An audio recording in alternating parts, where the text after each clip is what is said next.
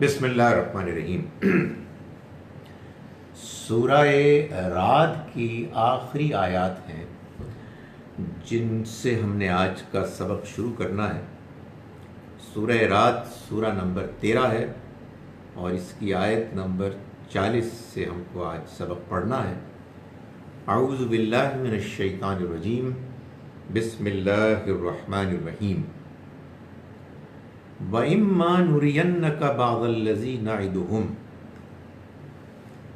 اور اگر ہم آپ کو دکھا دیں بعض ان باتوں کا حصہ، نَعِدُهُمْ، جس کا ہم نے آپ سے وعدہ کیا ہے، اَوْ نَتَوَفَّيَنَّكَ، یا ہم آپ کو وفات دے دیں، اس سے کوئی فرق نہیں پڑتا۔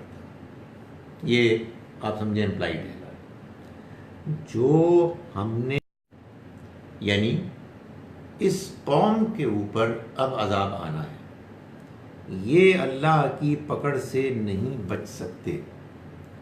تو اللہ تعالیٰ یہ فرما رہے ہیں کہ یہ جو عذاب ہے اس کے آنے کی ایک شکل یہ بھی ہو سکتی ہے کہ ہم آپ کو اے پیغمبر اس وعدے کا ایک حصہ دکھا دیں، یا آپ اس دنیا سے رخصت ہو جائیں اور آپ کے بعد وہ عذاب آ جائے۔ یہ دونوں امکانات موجود ہیں۔ وَإِنَّمَا عَلَيْكَ الْبَلَاغُ، آپ کی ذمہ داری صرف پہنچا دینا ہے، وَعَلَيْنَا الْحِسَابُ، اور ہماری ذمہ داری ہے حساب لینا۔ یعنی یہ جو آپ کو مذاق اڑاتے ہوئے، کبھی دھمکی دیتے ہوئے یہ کہتے ہیں کہ آپ بتائیں کہ کہاں ہے وہ عذاب کے جس کا آپ ہم سے وعدہ کر رہے ہیں، اس کی کوئی نشانی تو دکھائیں، یہ آپ کی ذمہ داری ہے ہی نہیں۔ آپ کا کام تو اصل میں اس پیغام کو پہنچانا ہے کہ جو ہم نے آپ کو دیا ہے کہ ان تک پہنچ جائے۔ ہماری ذمہ داری ہے کہ جب وہ پیغام پہنچ جائے تو اس کے بعد ان لوگوں کا کہ جنہوں نے انکار کیا ہے حساب کتاب ہم لیں۔ اَوَلَمْ يَرَوْا أَنَّا نَأْتِي الْأَرْضَ نَنْقُصُهَا مِنْ أَطْرَافِهَا، کیا ان لوگوں نے نہیں دیکھا کہ أَنَّا نَأْتِي الْأَرْض، کہ ہم زمین کو تنگ کر رہے ہیں، نَنْقُصُ مِنْ أَطْرَافِهَا، اس کے کناروں سے کم کرتے ہوئے آگے بڑھ رہے ہیں۔ زمین کو تنگ کر کہ جب کوئی لفظ، کوئی ناؤن کسی کلام میں، ٹیکسٹ میں آتا ہے تو اس کا کانٹیکسٹ بتاتا ہے کہ اس سے مراد کیا ہے۔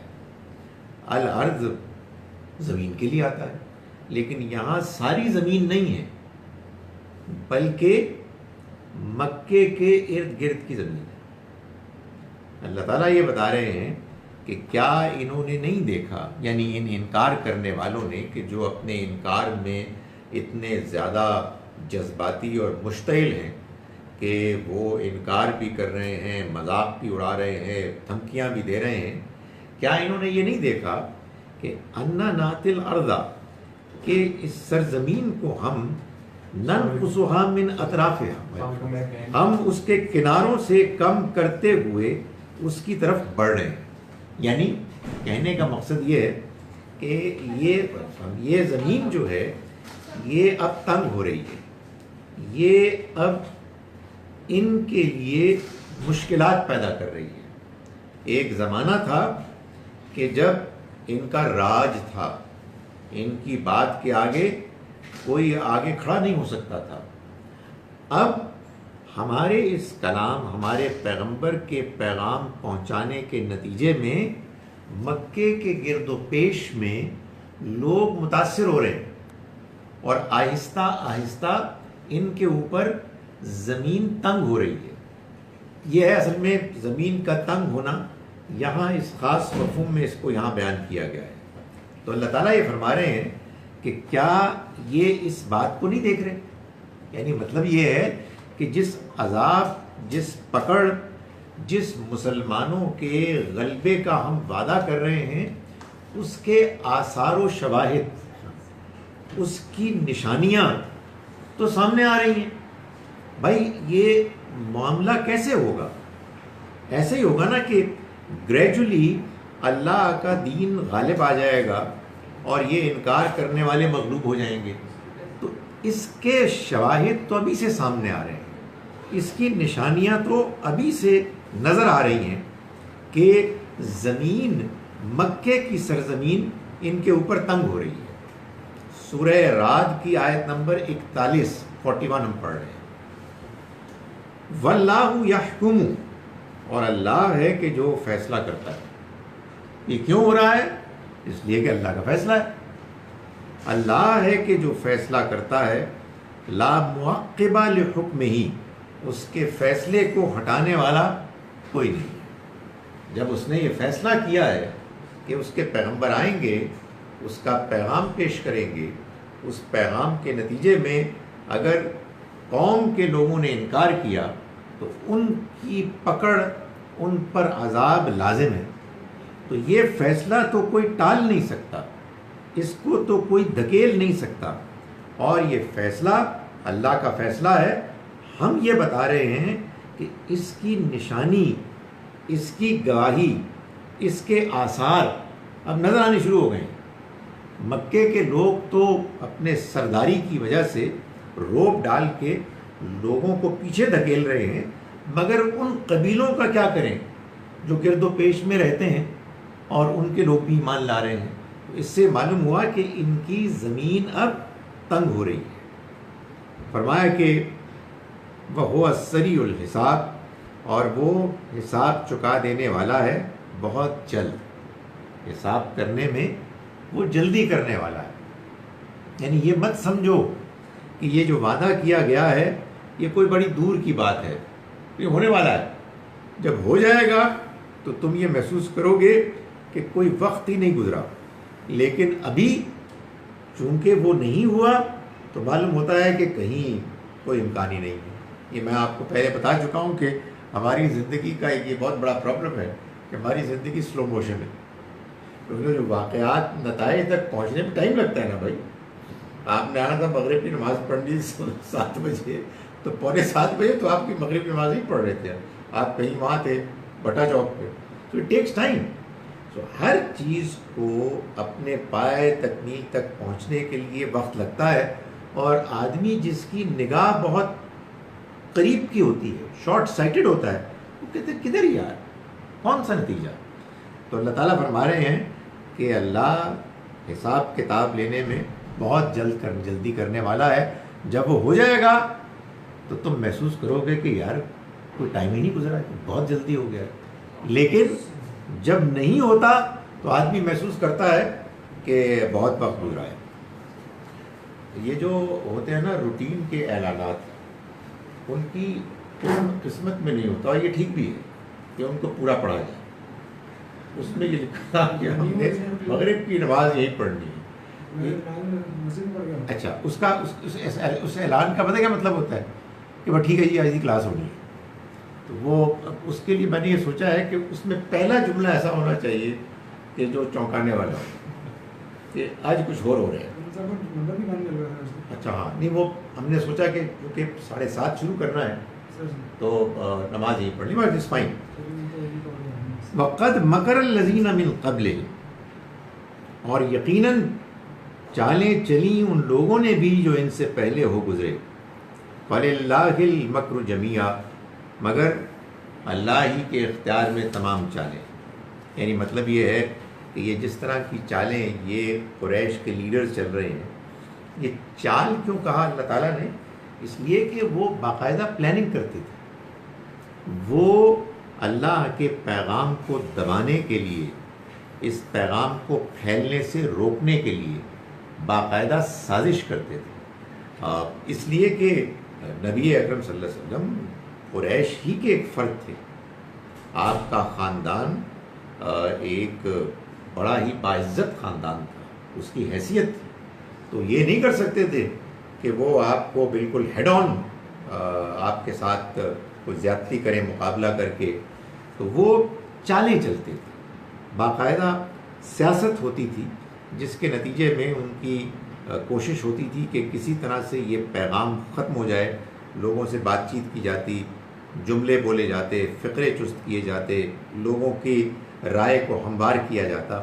تو فرمایا کہ ایسی ہی چالیں پہلے بھی لوگوں نے چلی، وقد مکر الذین من قبلہم، یقیناً فریب کیا، چالیں چلیں ان لوگوں نے بھی کہ جو ان سے پہلے ہو گزرے۔ فللہ المکر جمیعا، مگر اللہ ہی کی ہیں، اللہ ہی کے اختیار میں ہے ساری چالیں۔ یعنی مطلب یہ ہے کہ آدمی چال چلتا ہے، آدمی پلان کرتا ہے اور خیال کرتا ہے کہ جو میں نے پلاننگ کی ہے وہ اپنے انجام کو پہنچ جائے گی، مایہ تکمیل کو پہنچ جائے گی، تو وہ پھر سٹیپس لیتا ہے، وہ کچھ تانا بانا کچھ بناتا ہے کہ یہ یوں ہوگا اور اس کے بعد یوں ہوگا، لیکن الٹیمیٹلی فیصلہ تو اللہ کے ہاتھ میں ہے۔ فرمایا فللہ المکر جمیعا۔ آپ جانتے ہیں کہ نبی صلی اللہ علیہ وسلم کے بارے میں بھی انہوں نے سازش کی کہ وہ قریش کے مختلف قبیلوں کے جو سردار تھے ان میں سے ایک ایک کو لے کے طے کیا کہ مل کے جا کے وہ حملہ کریں گے۔ تو وہ قرآن نے اس موقع پر بھی بیان کیا کہ وہ مکروا مکرن، انہوں نے ایک چال چلی، وہ مکرنا مکرن، اور ایک چال ایک پلان ہم نے کیا، واللہ خیر الماکرین، اور اللہ ہے کہ جو بہترین چال چلنے والا ہے، بہترین پلاننگ کرنے والا ہے۔ تو یہ جو خفیہ چال ہوتی ہے نا، خفیہ پلاننگ کے ذریعے سے کوئی کام کرنا، اس کو مکر کہتے ہیں۔ ہماری زبان میں تو یہ نیگیٹو مفہوم میں آتا ہے، اسی سے لگ رہا ہے مکار، یعنی جو سازش کرتا ہے، جس کے ذہن میں ایک پلاننگ ہوتی ہے اور پیچھے سے چھپ چھپا کے وہ اپنی حرکت کرتا ہے۔ لیکن یہاں سے معلوم ہوتا ہے کہ یہ دونوں نیگیٹو اور پازیٹیو دونوں مفاہیم میں ہے، اور اللہ کے لیے ظاہر ہے جب بھی استعمال ہوگا تو پازیٹیو ہی ہوگا کہ اللہ کسی اچھے حق پر مبنی فیصلے کو امپلیمنٹ کرنے کے لیے اللہ تعالیٰ بھی ایک طریقہ اختیار کرتا ہے، اس کا بھی اپنا ایک پلان ہوتا ہے۔ یعلم ما تکسب کل نفس، وہ جانتا ہے جو کچھ ہر شخص کر رہا ہے، اس سے واقف ہے۔ وَسَيَعْلَمُ الْكُفَّارُ، اور ان قریب جان لیں گے یہ انکار کرنے والے، یہ کافر، لمن عقبی الدار، کہ آخرت کی کامیابی کس کے لیے ہے۔ یعنی اللہ ہے نا کہ جو تمام پلاننگ کرنے میں سب سے مضبوط، سب سے غالب ہے، اور اس کی وجہ کیا ہے؟ اس کی وجہ یہ ہے کہ وہ جانتا ہے ہر ایک کو کہ کون کیا کر رہا ہے، تو اس لیے اس کے لیے پلان ایسا کرنا کہ جو بالکل پایہ تکمیل تک پہنچائے، یہ اسی کے لیے پاسبل ہے، اور کوئی کر نہیں سکتا۔ آپ جتنی بھی پلاننگ کر لیں، آپ کی پلاننگ میں بعض ایسی چیزیں ہوں گی کہ جو آپ سوچ ہی نہیں سکتے، جو آپ کی گرفت میں ہی نہیں، اس لیے آپ سے بہت سے امپورٹنٹ فیکٹرز مس آؤٹ ہو جائیں گے۔ خدا تعالیٰ سب کچھ جانتا ہے، اس کے ہاتھ میں، اس کی قدرت میں سب کچھ ہے، تو اس کی جو پلاننگ ہے وہ لازماً کامیاب ہوگی، اور یہ انکار کرنے والے یہ جان لیں گے کہ لمن عقبی الدار، کہ آخرت کی کامیابی کس کے لیے ہے۔ وَيَقُولُ الَّذِينَ كَفَرُوا لَسْتَ مُرْسَلًا، اور کہا ان لوگوں نے کہ جنہوں نے انکار کیا کہ آپ رسول نہیں ہیں۔ ظاہر ہے کہ یہ جو کفار تھے ان کا مسئلہ یہی تھا کہ یہ اللہ کے رسول صلی اللہ علیہ وسلم کا انکار کرتے تھے۔ قرآن مجید میں لفظ کافر اللہ کے انکار کرنے والوں کے لیے بھی ہے، لیکن میں آپ کو بار بار بتا چکا ہوں کہ اس زمانے میں اللہ کا انکار کرنے والا کوئی ایسا نہیں ہوتا تھا کہ جو یہ کہتا ہو کہ اللہ ہے ہی نہیں، یعنی اللہ کی بعض صفات یا ان صفات ایٹریبیوٹس کی اپلیکیشن کا انکار کرتے تھے، آخرت کا انکار کرتے تھے، اس لحاظ سے کہ وہ کہتے تھے کہ نہیں یہ پاسبل نہیں ہے، یا اگر ہوگی تو ایسا نہیں ہوگا کہ ہم لوگ مارے جائیں گے۔ لیکن لفظ کافر قرآن مجید میں اکثر و بیشتر اصل میں اللہ کے رسول صلی اللہ علیہ وسلم کے انکار کرنے والوں کے لیے، تو قرآن مجید میں ظاہر ہے کہ اسی پہلو سے مختلف موقعوں پر دلائل دیے گئے ہیں۔ سورہ مبارکہ کا جہاں سے آغاز ہوا تھا، آخری آیت میں اسی کو بیان کیا جا رہا ہے شروع میں اللہ تعالیٰ نے فرمایا تھا کہ یہ اللہ کی طرف سے حق ہے، اور یہ وہ کتاب ہے کہ جو ایسے آئی ہے کہ اس کی پریزنٹیشن سے معلوم ہوتا ہے، اس کے دلائل سے، اس کی زبان سے، کہ اللہ کی کتاب ہے۔ لیکن وَيَقُولُ الَّذِينَ كَفَرُوا لَسْتَ مُرْسَلًا، کہا ان لوگوں نے کہ جنہوں نے انکار کیا، یعنی انکار پر اڑ گئے کہ تم رسول نہیں ہو۔ قُلْ كَفَى بِاللَّهِ شَهِيدًا بَيْنِي وَبَيْنَكُمْ، آپ کہہ دیجئے کہ اللہ کافی ہے گواہی کے لیے میرے اور تمہارے درمیان۔ یعنی اب تم انکار کر رہے ہو، میں تمہیں پیغام پیش کر رہا ہوں، میں کہہ رہا ہوں میں اللہ کا پیغمبر ہوں، تو اب فیصلہ کیسے ہوگا؟ تو فرمایا کہ پھر فیصلہ تو اللہ ہی کرے گا۔ ظاہر ہے کہ ایک آخری موقع پر یہ بات کہنی پڑتی ہے کہ یار میں نے آپ کو ساری بات تو بتا دی ہے، سارے دلائل آپ کے سامنے آ گئے ہیں، آپ کے سامنے گواہیاں، تاریخ کی گواہی پیش کر دی ہے، دنیا میں جو اللہ کی نشانیاں ہیں ان کے لحاظ سے خدا کی اپنے شخصیت کے اندر جو اللہ کی نشانیاں موجود ہیں، آپ کی فطرت میں، آپ کے وجدان میں، ان کو بیان کر دیا ہے۔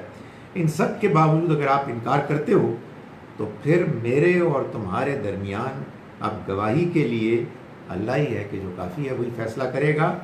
وَمَنْ عِنْدَهُ عِلْمُ الْكِتَابِ، اور گواہی کے لیے وہ لوگ بھی کافی ہیں کہ جن کے پاس کتاب کا علم ہے، یعنی اچھے اہل کتاب۔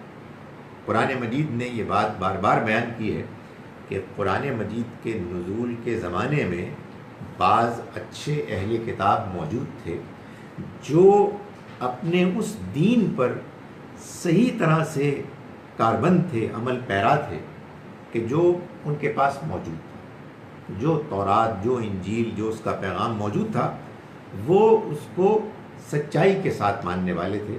اور اللہ کا انسانوں سے یہی تقاضا ہے کہ جو حق آپ کے پاس موجود ہے آپ اس کو سچائی کے ساتھ مانیں، آپ اس کے ساتھ دیانتدار ہوں۔ جو چیز آپ کے پاس موجود ہی نہیں ہے، یا اگر آئی ہے تو ابھی پہنچی ٹھیک طرح سے نہیں ہے، ظاہر ہے اس کی آپ ذمہ داری نہیں ہے، تو اللہ تعالیٰ ان کا بار بار حوالہ دیتا ہے کہ جو لوگ اہل کتاب پہلے سے موجود ہیں اور اللہ کی کتاب کو پڑھنے کا، اس پر عمل کرنے کا حق ادا کرتے ہیں، وہ بھی اس بات کی گواہی دے رہے ہیں کہ یہ کتاب اللہ کی کتاب ہے۔ چنانچہ اس آیت پر سورہ رعد مکمل کی۔ میں نے آپ کو بتایا تھا کہ سورہ رعد سورہ نمبر 13 اور اس سے پہلے سورہ یوسف سورہ نمبر 12، یہ دونوں صورتیں جوڑا ہیں۔ اب اگلی جو دو صورتیں جو ہم پڑھ رہے ہیں ان میں وہ بھی جوڑا ہیں، سورہ ابراہیم اور سورہ ہجر۔ یہ دونوں صورتیں بھی مکی ہیں، یہ دونوں صورتیں بھی زمانے کے لحاظ سے اس دور میں آئیں کہ جو اتمام حجت کا دور تھا، یعنی بات کو مخاطبین، ایڈریسیز کے سامنے جو پیش کیا جا رہا تھا، اب وہ اس مقام کو پہنچ گیا تھا، یعنی دعوت کا مرحلہ کہ جس میں اب بات سمجھانے، خبردار کرنے سے آگے ان کو یہ بتایا جا رہا ہے کہ بات اب مکمل ہو گئی، یعنی اب اس کے بعد تم لوگوں کے پاس انکار کرنے کی گنجائش باقی نہیں رہی ہے۔ سورہ ابراہیم اور سورہ ہجر چنانچہ یہ دونوں جوڑا صورتیں ہیں۔ اس میں اللہ تعالیٰ نے اسی مضمون کو آگے بڑھایا ہے جو پہلے سے چلا آ رہا ہے، یعنی انکار کرنے والوں کو خبردار کیا گیا ہے اور ایمان لانے والوں کو خوشخبری دی گئی ہے کہ ان کے ایمان لانے کے نتیجے میں یہ لازماً ہو کر رہے گا کہ ان کو آخرت کی کامیابی سے پہلے دنیا میں بھی کامیابی حاصل ہوگی۔ یہ اللہ کے رسول کے ساتھیوں کو کہا جاتا ہے۔ چنانچہ اس سورہ مبارکہ میں اور اگلی سورہ میں ہم یہی دیکھیں گے۔ اس میں ان دونوں صورتوں میں جو ایک لب و لہجہ ہے وہ البتہ معلوم ہوتا ہے کہ ذرا زیادہ سخت ہو گیا، تند ہو گیا، شدید ہو گیا۔ یہ آپ صورتوں کے گروپس میں دیکھیں کہ گریجول جو ہے نا ایک پروگریس، اس میں ایسا ہی ہوتا ہے کہ مزاج دھیرے دھیرے آگے بڑھتا ہے، اگر آپ اس کے مزاج کو ذرا سمجھیں اور اس کو فالو کریں۔ چنانچہ ان دونوں میں پہلی سورہ سورہ ابراہیم ہے۔ بسم اللہ الرحمن الرحیم، الف لام را، یہ بات تو آپ جانتے ہیں نا کہ یہ جو بسم اللہ الرحمن الرحیم ہے یہ قرآن مجید کی 114 میں سے 113 صورتوں کے شروع میں یہ آیت آتی ہے۔ یہ آیت مبارکہ معلوم یہی ہوتا ہے کہ ان میں سے کسی سورہ کا حصہ نہیں ہے، لیکن الگ سے ایک آیت ہے کہ جس کو کہ ہمیں پڑھ کر سورہ کو پڑھنے کا آغاز کرنا ہے۔ اس میں جو بات اصل میں مقصود ہے وہ یہ ہے کہ نبی اکرم صلی اللہ علیہ وسلم جب اس سورہ کو قرآن مجید کو سنائیں تو اللہ کی طرف سے اذن، سینکشن، اتھارٹی لے کر پڑھیں۔ یعنی یہ جو بے ہے اس کا مطلب یہی ہے کہ آپ پڑھ کر سنائیے اس اللہ کے نام کے ساتھ، اس اللہ کے نام کی اتھارٹی کے ساتھ کہ جس کی رحمت بے پناہ ہے، جس کی عنایت ہمیشہ کے لیے ہے۔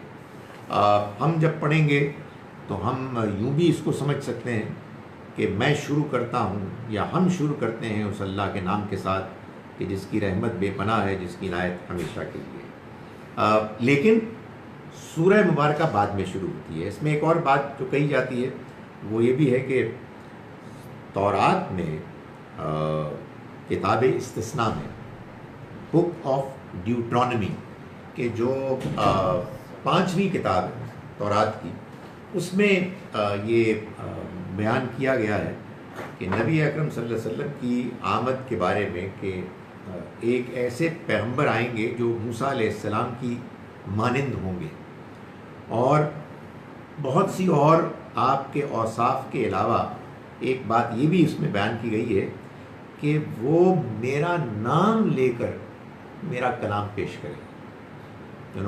سو یہ معلوم ہوتا ہے کہ اسی پیشن گوئی کو کی ایک نفاذ، ایک امپلیمنٹیشن ہے کہ ہم قرآن کو جب شروع کرتے ہیں کسی سورہ مبارکہ کو تو اس آیہ مبارکہ کے ساتھ کرتے ہیں۔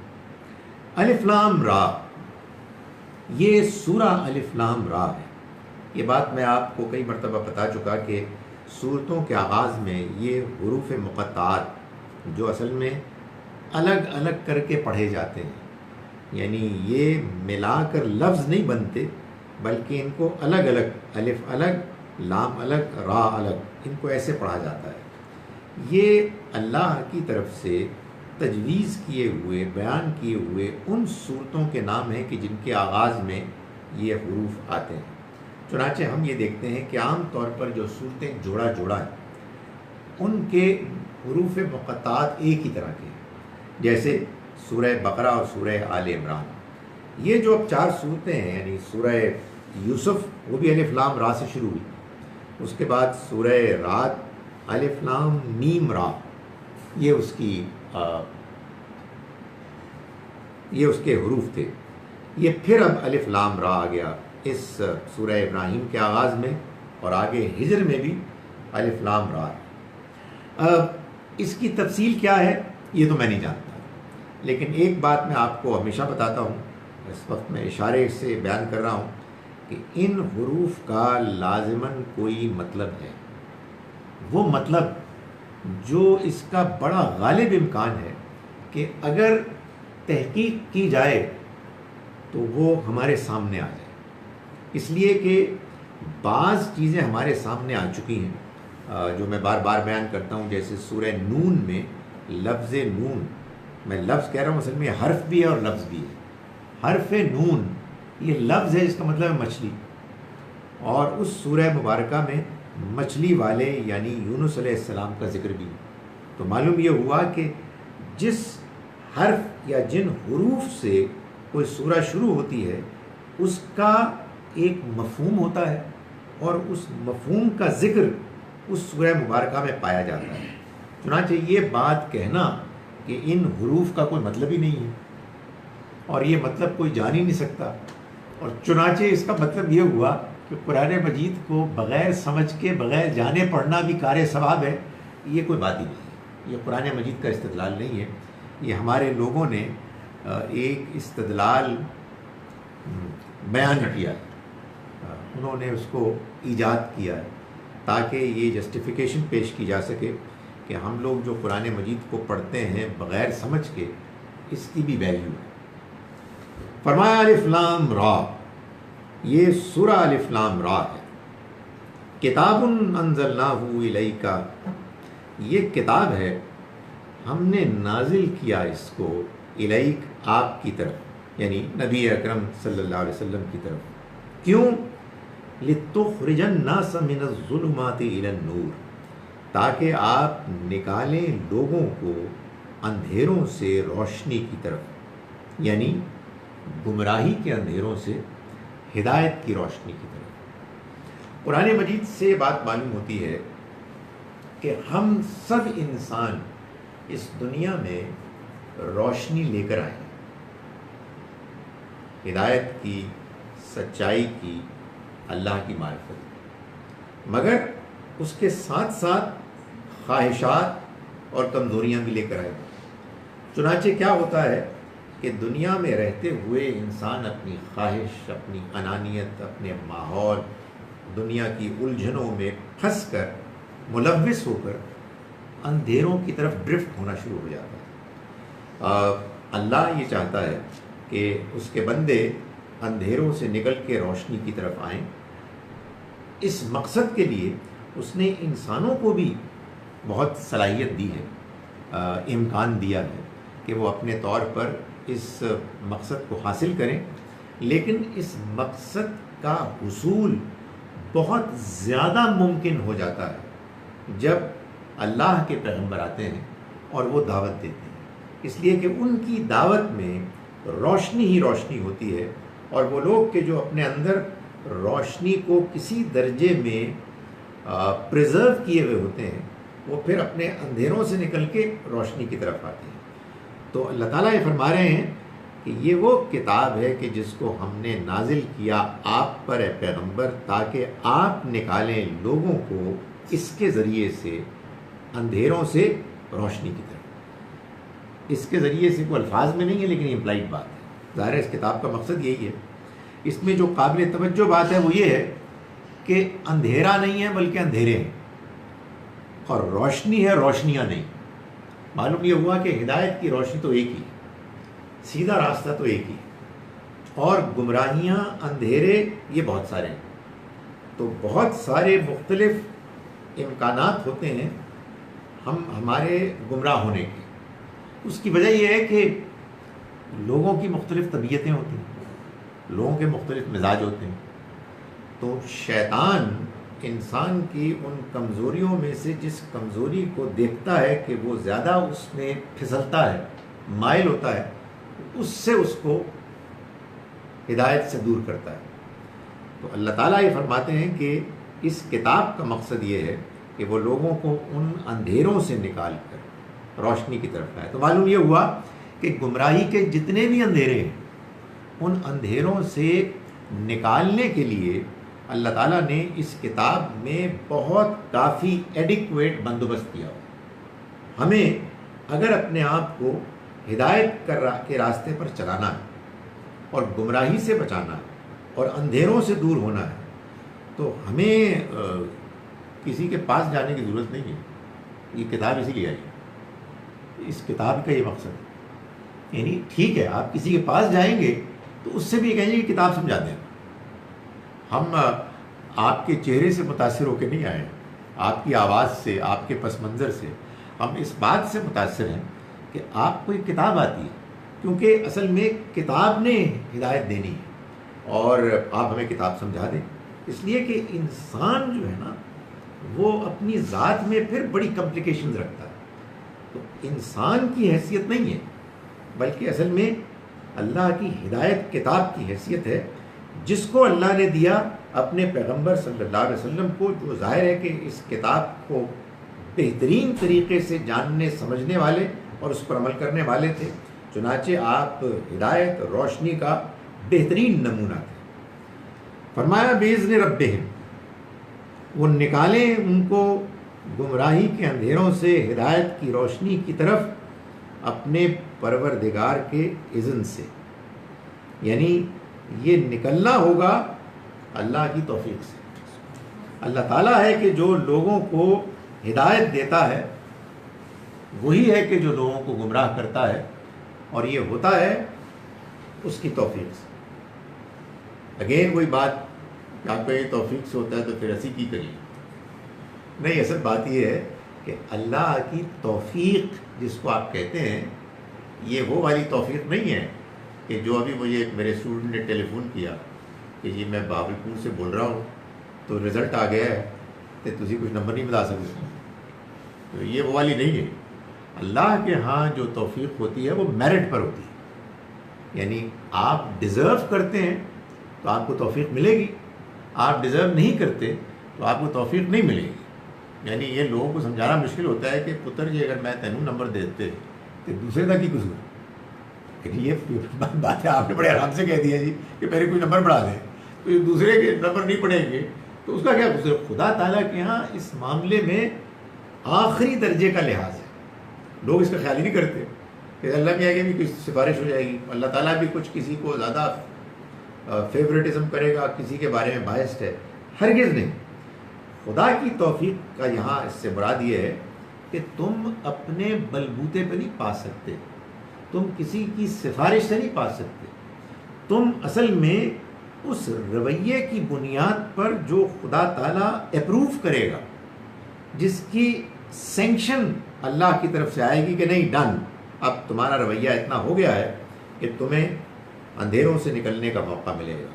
بِإِذْنِ رَبِّهِمْ إِلَىٰ صِرَاطِ الْعَزِيزِ الْحَمِيدِ، وہ نکالے گمراہی کے اندھیروں سے ہدایت کی روشنی کی طرف۔ وہ ہدایت کی روشنی کیا ہے؟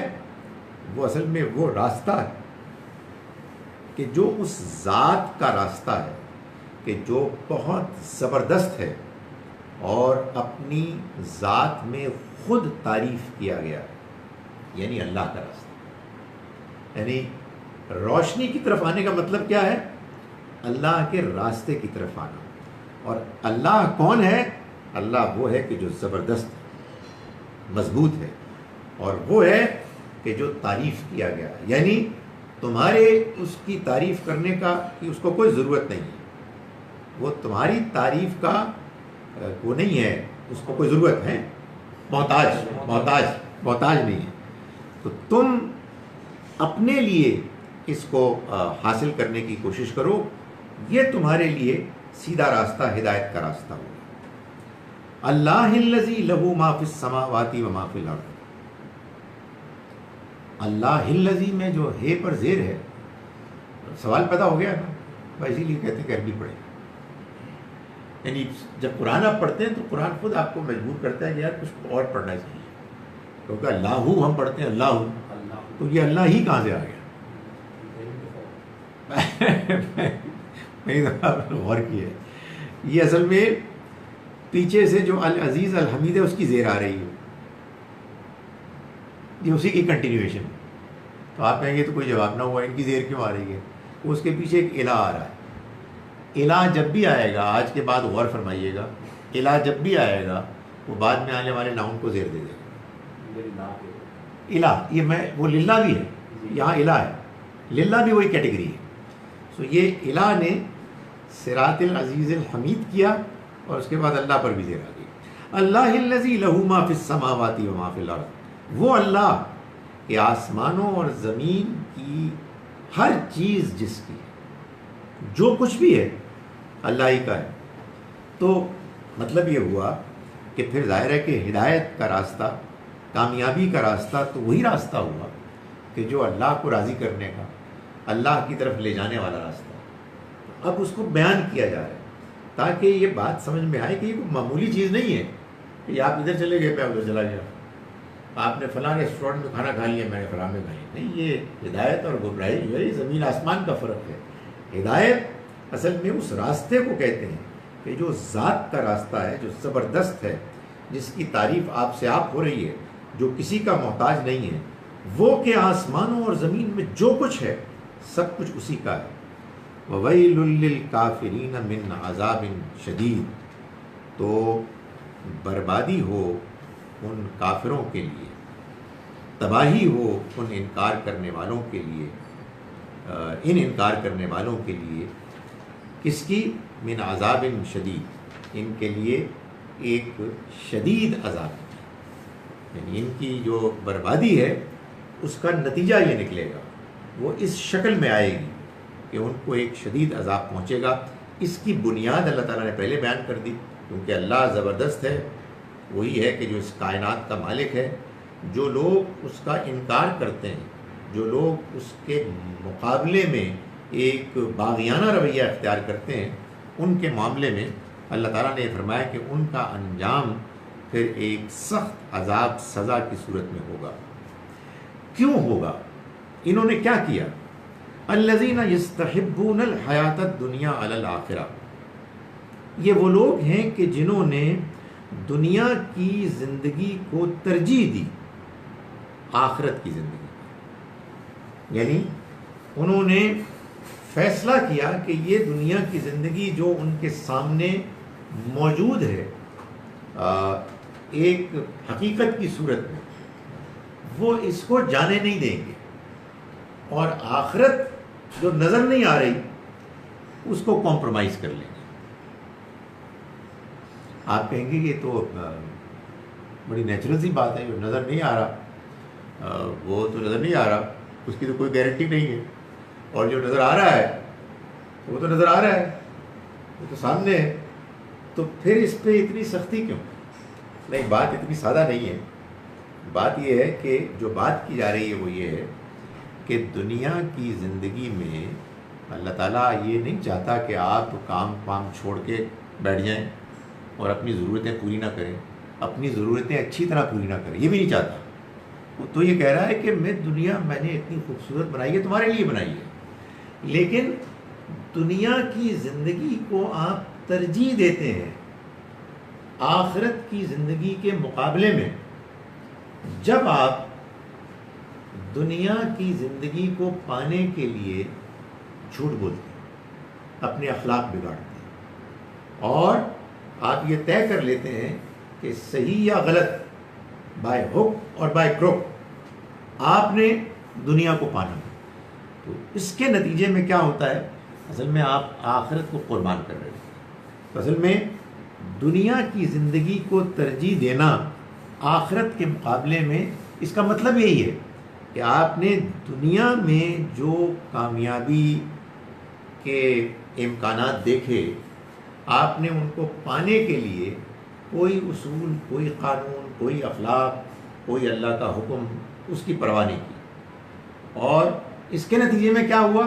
اس کے نتیجے میں یہ ہوا کہ وہ آخرت وہ بالکل کمپرومائز ہو گئی، وہ آپ نے برباد کر دی۔ تو فرمایا کہ الذین یستحبون الحیات الدنیا، وہ لوگ کہ جو دنیا کی زندگی کو پسند کرتے ہیں، ترجیح دیتے ہیں علی الآخرہ، آخرت کے مقابلے میں، وَيَصُدُّونَ عَن سَبِيلِ اللَّهِ، اور وہ اللہ کے راستے سے روکتے ہیں، یعنی ان کا دنیا کی زندگی کو ترجیح دینا آخرت کے مقابلے میں، وہ یہ کہتے ہیں لائک فادر لائک سر۔ تو یہ ٹریڈیشن جاری ہے گھر کی، ماشاء اللہ۔ یار ایک گلاس پانی ہے، چینی بھی کچھ چیزیں آپ کو ڈالنی ہے۔ تو یہ پہلا قدم ہے کہ آدمی کہتا ہے کہ میں نے دنیا کو پسند کیا، آخرت کو چھوڑا۔ یہ اتنا آسان نہیں ہے کام۔ سچی بات یہ ہے کہ دیکھا جائے تو یہ تھوڑا بہت کام ہم سارے ہی کرتے ہیں، گڑبڑ رہتی ہے یار، لیکن اس کے بعد اللہ تعالیٰ توفیق دیتا ہے کہ نہیں یار کیا فضول حرکت کی تھی تم، خدا کے واسطے تم ٹھیک ہو جاؤ، اللہ سے معافی مانگو، تو آدمی کو اللہ کی طرف سے توفیق مل جاتی ہے۔ لیکن کوئی آدمی اس پہ اڑ جائے تو پھر اگلا سٹیپ یہ ہوتا ہے کہ جو آپ کے سامنے سچی صحیح دعوت آ رہی ہے، آپ اس کے مخالف بن جاتے ہیں۔ تو یہ یہاں اس کو بیان کیا گیا ہے کہ انہوں نے پہلا کام یہ کیا کہ دنیا کی زندگی کو آخرت پر ترجیح دی، وَيَصُدُّونَ عَن سَبِيلِ اللَّهِ، اور اللہ کے راستے سے روکنا شروع کر دیا۔ یعنی پہلے خود گمراہ ہوئے، آپ کو موقع ملا تھا کہ آپ نے کوئی غلط حرکت کی تھی تو آپ معافی مانگ لیتے، آپ اپنی اصلاح کر لیتے، آپ اس پر اڑ گئے، اور اڑنے کے بعد اگلا کام یہ کیا کہ دوسرے لوگوں کے لیے بھی صحیح راستے کو اختیار کرنے کے راہ میں رکاوٹیں کھڑی کر دی۔ یصدون عن سبیل اللہ، اس کو بیان کیا۔ یہ ظاہر ہے کہ یہ وہ چیز ہے کہ جو ایک انسان کے لیے پھر گمراہی کو اور زیادہ نمایاں کر دیتی ہے، اس کے اوپر چھا جاتی ہے۔ وَيَبْغُونَهَا عِوَجًا، اور وہ اس میں ٹیڑھ پیدا کرنا چاہتے ہیں۔ یہ آپ یوں سمجھیے کہ اللہ کے راستے سے روکنے کا طریقہ بتایا کہ اللہ کا راستہ سیدھا راستہ توحید کا راستہ ہے۔ بعض لوگ کیا کرتے ہیں، لوگوں کو وہاں سے ہٹاتے ہیں اور شرک کی طرف لے جاتے ہیں۔ اللہ کا راستہ اللہ کے دین کے پیغام، اس کے دلائل، اس کی رہنمائی کا راستہ ہے۔ بعض لوگ اس میں طرح طرح کے اعتراضات اور عجیب و غریب قسم کی باتیں کرتے ہیں، جس کے نتیجے میں وہ اس کے اندر ٹیڑھا پن تلاش کرتے ہیں، لوگوں کو سیدھے راستے میں کی طرف جانے سے روکنا شروع کر دیتے ہیں۔ تو اللہ تعالیٰ نے فرمایا کہ یہ جو شدید عذاب میں مبتلا ہوں گے لوگ، یہ ایسے ہی نہیں ہوں گے، یہ اصل میں وہ مجرم ہیں کہ جنہوں نے دنیا کی زندگی کو آخرت پر ترجیح دی اور اللہ کے راستے سے روکا، اور اس میں انہوں نے ٹیڑھ پیدا کرنا کی کوشش کی، ٹیڑھا پن تلاش کیا۔ اولئک فی ضلال بعید، یہ وہ لوگ ہیں کہ جو دور کی گمراہی میں مبتلا ہیں۔ دور کی گمراہی سے مراد یعنی قریب کی گمراہی جو ہوتی ہے اس میں تو آدمی توبہ کر لیتا ہے، آدمی کو موقع مل جاتا ہے۔ اس میں بھی ویسے اللہ میاں نے جو بات بتائی ہے وہ یہ بتائی ہے کہ the sooner the better۔ آپ سے جب غلطی ہوئی ہے تو جتنا جلدی اس کو آپ معافی مانگ لیں، اس کو صاف کر دیں، اتنا آسان ہے، اس لیے کہ اس کے بعد ٹائم جب گزر جاتا ہے مشکل ہو جانا شروع ہو جاتی ہے۔ تو یہ تو دور کی گمراہی ہے، یعنی یہ وہ گمراہی ہے کہ جس گمراہی کے بعد واپسی کا امکان بہت کم، بہت کم۔ وما ارسلنا من رسول الا بلسان قومہ، جزاک اللہ، اور ہم نے نہیں بھیجا کسی رسول کو مگر ان کی قوم کی زبان میں، یعنی جو پیغام وہ لے کر آئے وہ پیغام ان کی قوم کی زبان ہی میں بیان کیا گیا۔ کیوں؟ لیبین لہم، تاکہ وہ اسے اچھی طرح سمجھا دیں، واضح کر دیں۔ یعنی مطلب یہ ہے کہ ظاہر ہے کہ جب اللہ کا پیغام لوگوں تک پہنچانا ہے تو لوگوں کی زبانی میں پہنچانا ہوگا۔ قرآن مجید عربی زبان میں ہے، اس کی وجہ کیا ہے؟ نبی اکرم صلی اللہ علیہ وسلم جو اللہ کے رسول تھے، جن پر اللہ کا کلام نازل ہوا، اور آپ کی قوم جن کو کہ یہ کلام پہنچانا تھا، ان کی زبان عربی تھی۔ سادہ تھا اس کا جواب۔ اللہ کو اگر ہندوستان پاکستان میں کسی پیغمبر کو بھیجنا ہوتا تو شاید اردو میں ہوتا، کہیں برطانیہ میں بھیجنا ہوتا تو انگریزی میں ہوتا۔ اللہ نے جس قوم پر اپنے پیغمبر کو بھیجا اور اپنی کتاب کو ان کے لیے نازل کیا، ان کی زبان ہی میں کتاب کو ہونا۔ چنانچہ یہاں اسی کو بیان کیا کہ ہم نے نہیں بھیجا کسی رسول کو مگر ان کی قوم کی زبان میں، لیبین لہم، تاکہ وہ اسے اچھی طرح سے واضح کر دیں۔ فیضل اللہ من یشاء، پھر اللہ گمراہ کرتا ہے جس کو چاہتا ہے، ویہدی من یشاء، اور ہدایت دیتا ہے جس کو چاہتا ہے۔ وہی بات، یہ فیصلہ اللہ کرتا ہے کہ اللہ نے اپنا پیغام بھیج دیا۔ پیغام کیوں آیا؟ لِتُخْرِجَ النَّاسَ مِنَ الظُّلُمَاتِ إِلَى النُّورِ، تاکہ آپ نکالیں لوگوں کو گمراہی کے اندھیروں سے ہدایت کی روشنی کی طرف۔ جس کے ساتھ یہ معاملہ ہو گیا وہ ہدایت پا گیا، اور جس کے ساتھ نہیں ہوا وہ گمراہ۔ یہ فیصلہ کون کرے گا؟ یہ اللہ کرے گا۔ تو فرمایا کہ اللہ جس قوم پر اپنے رسول کو بھیجتا ہے انہی کی زبان میں وہ اس کا پیغام پیش کرتے ہیں اور بالکل کھول کر بیان کر دیتے ہیں۔ پھر اللہ گمراہ کرتا ہے جس کو چاہتا ہے اور ہدایت دیتا ہے جس کو چاہتا ہے۔ میں اس پر تقریر کرنے کے بجائے آج آیت کا آخری ٹکڑا بس پڑھ لوں۔ وَهُوَ الْعَزِيزُ الْحَكِيمُ، اور وہ زبردست ہے، حکمت والا، وہ حکمت والا ہے.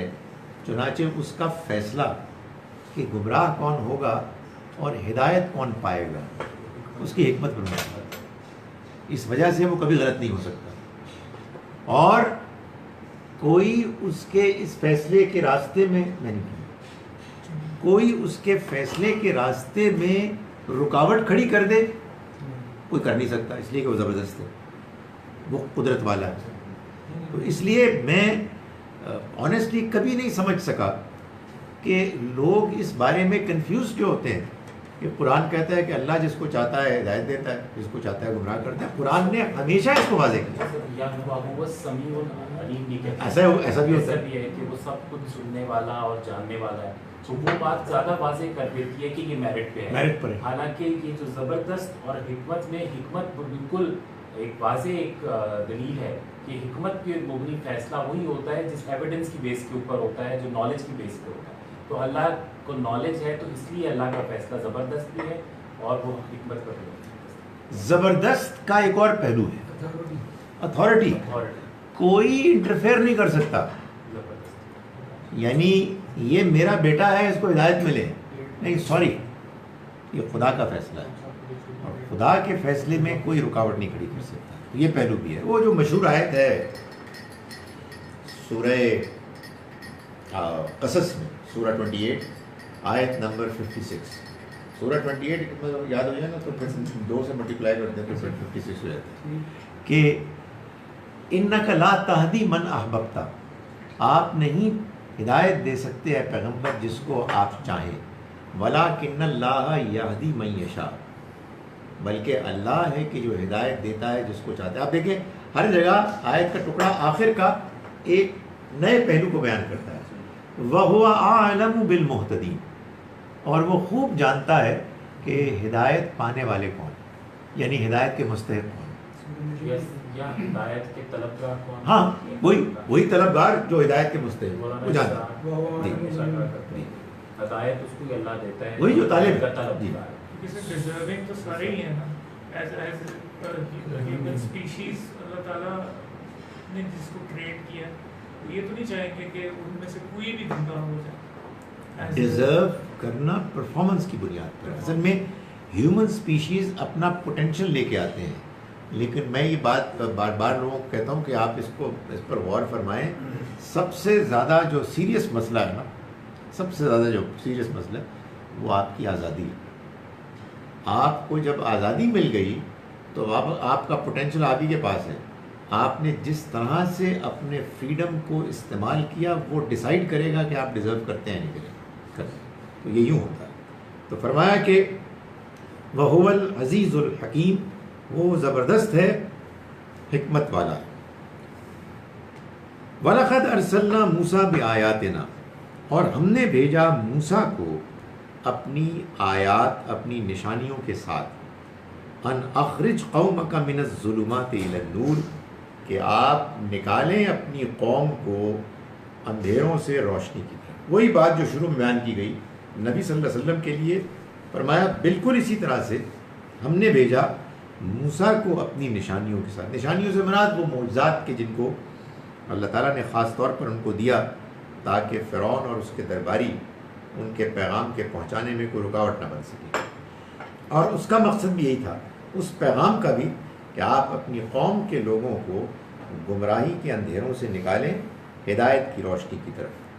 وَذَكِّرْهُمْ بِأَيَّامِ اللَّهِ، اور آپ ان کو یاد دلائیں اللہ کے دنوں. اللہ کے دن یعنی وہ دن کہ جن میں اللہ نے اسی دنیا میں ایک چھوٹی قیامت کو برپا کر دیا. اللہ نے جزا و سزا کے تصور کو اسی دنیا میں مشکل کر کے ظاہر کر دیا، اس کو ایک حقیقت ریئلٹی بنا کے ظاہر کر دیا. یہ اللہ کے دن ہے، یعنی خاص وہ دن جن میں اللہ تعالیٰ نے اس کا اہتمام کیا.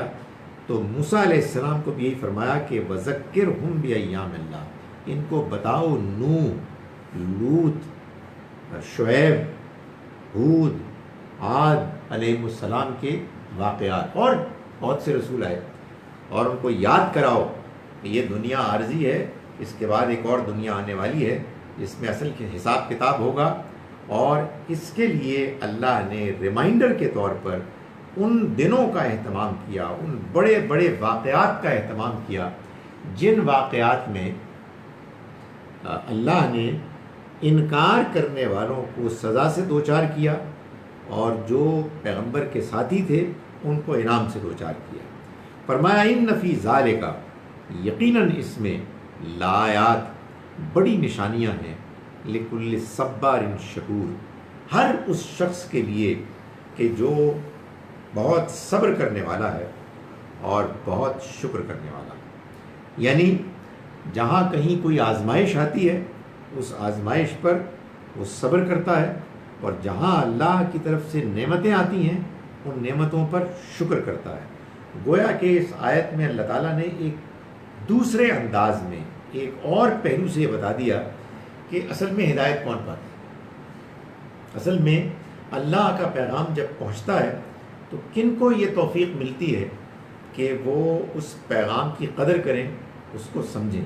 فرمایا یہ وہ لوگ ہیں کہ جو صبر کرنے والے ہیں، جو شکر کرنے والے ہیں، جن کو اگر کوئی مشکل آ جائے تو وہ اس کی وجہ سے اتنا واویلا نہیں مچاتے کہ جس کے بعد معلوم ہوتا ہے دنیا ختم ہو گئی، لٹ گئے، پٹ گئے، ختم ہو گیا سب کچھ بھی نہیں ہو سکتا، میں نے کیوں بنایا سی، اتنے زیادہ وہ بے تاب بے چین ہو جاتے ہیں۔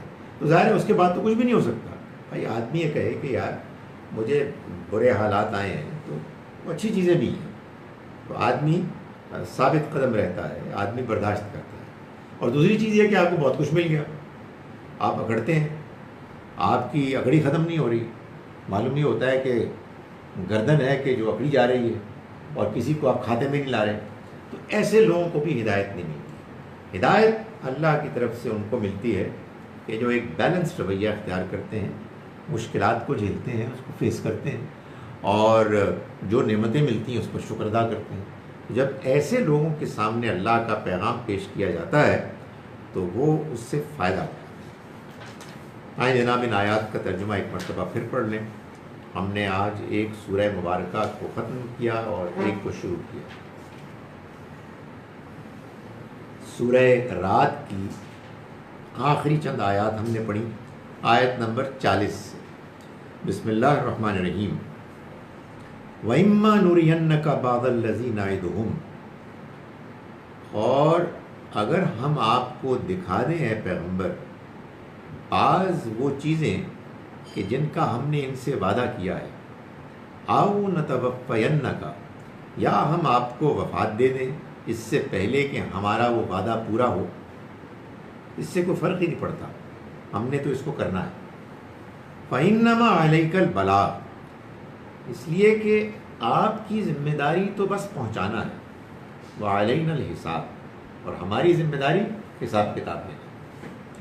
اولم يروا انا نأتي الارض ننقصها من اطرافها، اور کیا یہ لوگ یہ جو انکار پر اڑے ہوئے ہیں انہوں نے نہیں دیکھا کہ ہم سرزمین کو چاروں طرف سے مختلف کناروں سے تنگ کیے چلے جا رہے ہیں، یعنی ان کا اقتدار، ان کی پاپولیرٹی یہ کم ہوتی چلی جا رہی ہے، اور ہمارا پیغام بڑھتے بڑھتے ان کو سکیڑ رہا۔ واللہ یحکم، اللہ ہے کہ جو فیصلہ کرتا ہے، لا معقب لحکمہ، اس کے فیصلے کو کوئی ہٹانے والا نہیں۔ وہو سریع الحساب، اور وہ حساب کرنے میں بہت جلدی کرنے والا ہے۔ وقد مکر الذین من قبلہم، اور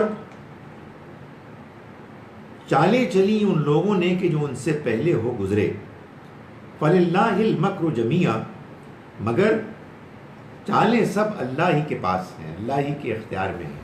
یعلم ما تکسب کل نفس، وہ جانتا ہے جو کچھ بھی ہر نفس کماتا ہے۔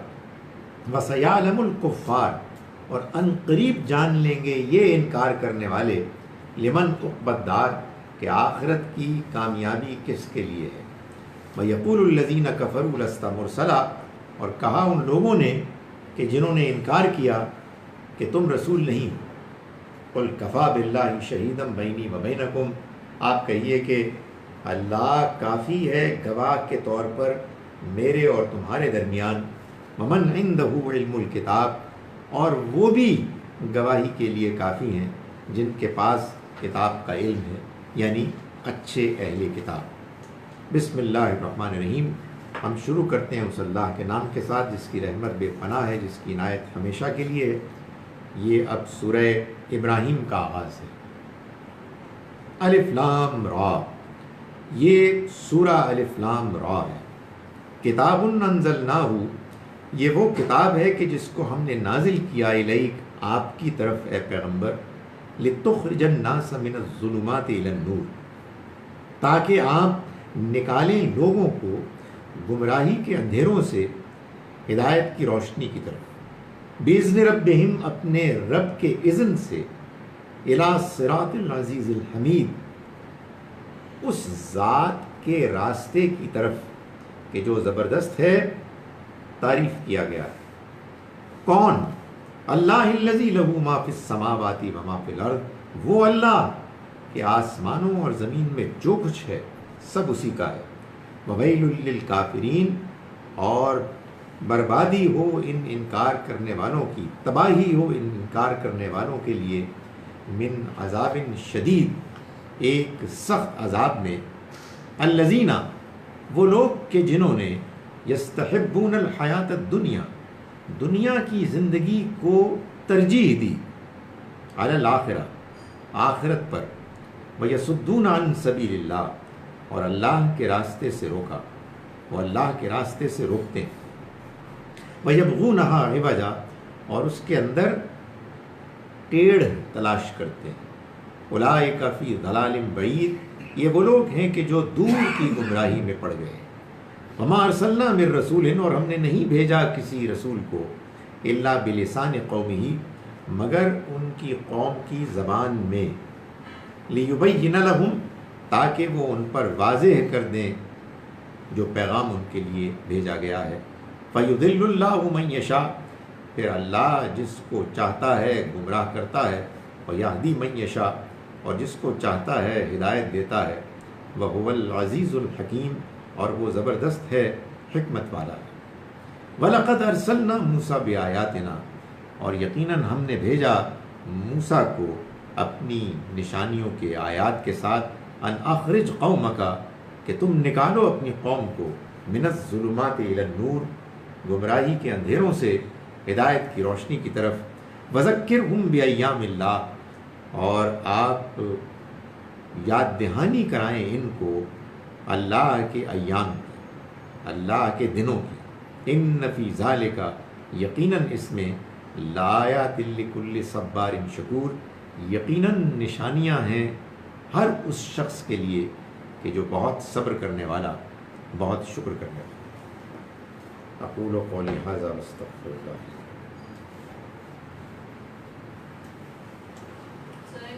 جناب، جب اللہ تعالیٰ نے شروع میں بتا دیا اس سورت میں کہ یہ سورۃ الف لام را ہے، تو پھر اس کا نام سورہ ابراہیم کیوں؟ صورتوں کے جو نام اب ہم جانتے ہیں، اس میں وہ نام بھی ہیں جو اللہ تعالیٰ نے بیان فرمائے ہیں. جیسے، ٹھیک ہے، یہ میں آج پریفر کروں، آج مجھ سے طبیعت ایسی ہے کہ جیسے یاسین ہے، جیسے نون ہے، جیسے طٰہٰ ہے. لیکن بہت سی صورتوں کے نام ہیں کہ جو لوگوں نے رکھے ہیں بعد میں. اس کی دلیل یہ ہے کہ اگر نام صورتوں کے اللہ تعالیٰ نے رکھے ہوتے تو پھر ہر صورت کا ایک ہی نام ہوتا. ہم جانتے ہیں کہ بہت سی صورتیں ایسی ہیں جن کے ایک سے زیادہ نام ہیں. جیسے بنی اسرائیل جو ہے اس کا اسراء ہے. جیسے سورہ حامیم سجدہ غافر، یا صاحب مومن غافر ہے. حامیم سجدہ جو ہے نا سر، یہ ہے فصلت ہے. اسی طرح سے نون قلم ہے. اور بھی کچھ صورتیں ہیں، سورہ فاتحہ کے بہت سارے نام ہیں. تو یہ اصل میں لوگوں نے بعد میں رکھی. اللہ تعالیٰ نے بیان کر دیے نام، اور بہت سی صورتوں کے نام بیان نہیں کیے، اور یہ لوگوں کے اوپر چھوڑ دیے.